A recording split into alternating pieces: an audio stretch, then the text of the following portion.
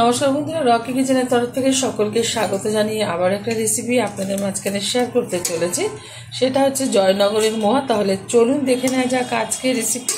ওভেনে একটা কড়াই বসিয়ে তাতে দিয়ে দিয়েছি 1 কাপ মতো জল, আর দিয়ে দেবো এখানে 1 কাপ মতোই পরিমাণ বুঝে কিন্তু গুড়টা ব্যবহার করছি। 1 কাপ যতটা হয় ঠিক ততটা।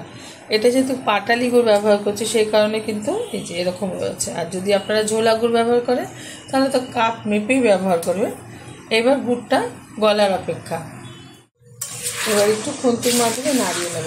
এটাই কিন্তু কোনো পাক দেব না, এটা জাস্ট একটু গুড়টা গলিয়ে নিচ্ছে জলের সাথে।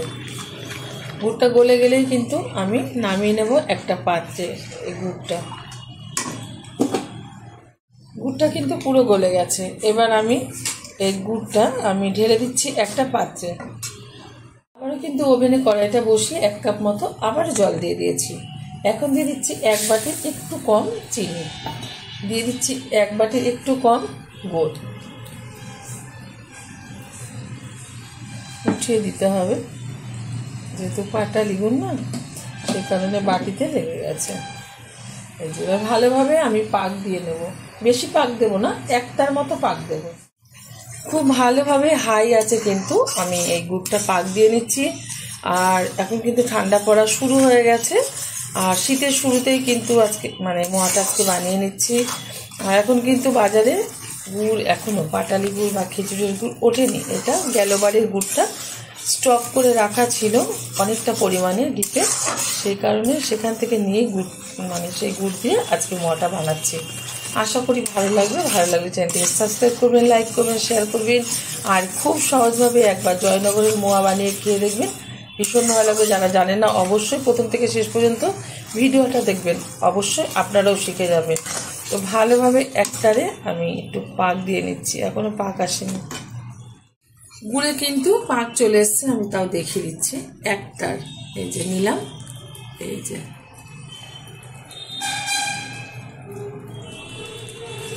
এবার ওভেনটা বন্ধ করে দিচ্ছি। এখানে নিয়ে নিয়েছি 100 গ্রাম খই।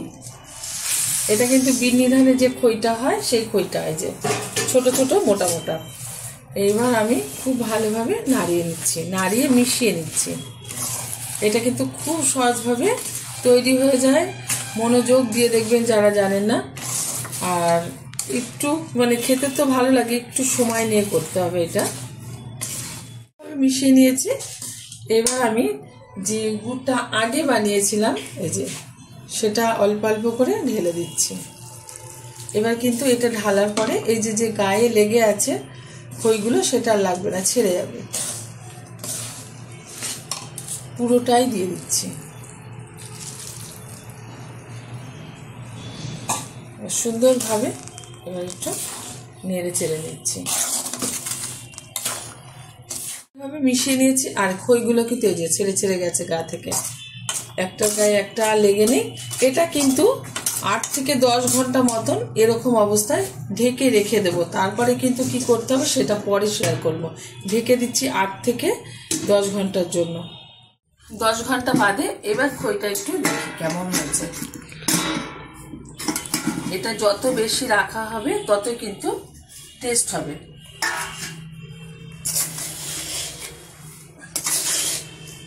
নাড়িয়ে দিচ্ছি। খইগুলো কিন্তু একদম নরম হয়ে গেছে। এবার কিন্তু আমি হাত দিয়ে ভালোভাবে একটু মেখে নেব। এমনভাবে মাখবো যাতে আধ ভাঙা টাইপের খইটা হয়।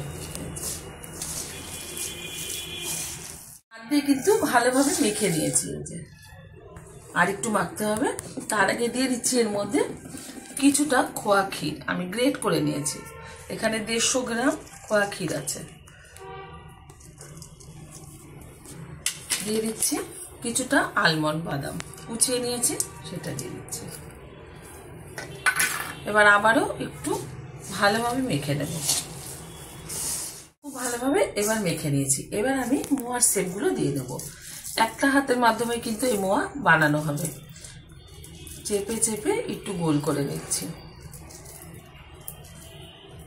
এই যে প্রত্যেকটা এরকম ভাবেই আমি শেপ দিয়ে নেব। ভাবে কিন্তু মোয়াগুলো আমি শেপ দিয়ে নিয়েছি, আর হাতটাও কিন্তু ভালোভাবে ধুয়ে পরিষ্কার করে নিয়েছি। এখন এর মধ্যে মানে মোয়ার উপরে আমি কিশমিশ লাগিয়ে দেবো। একটুখানি গুড় নিয়ে তার উপরে সুন্দরভাবে বসিয়ে দিচ্ছি যাতে না পড়ে। আপনারা এখানে কিন্তু কাজুও ব্যবহার করতে পারেন, তবে কিশমিশটা কিন্তু সব দোকানেও থেকে থাকে বা বাড়িতে যারা বানায় তারাও দিয়ে থাকে। অনেক সময় কাজু থাকে না।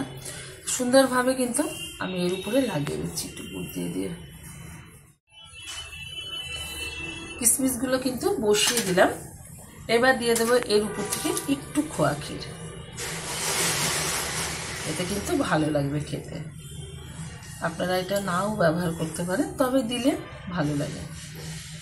আপনারা অবশ্যই এরকম একটা রেসিপি ট্রাই করবেন। আশা করি ভীষণ ভালো লাগবে। দেখা হবে পরের ভিডিওতে নতুন কোনো রেসিপি নিয়ে। ধন্যবাদ।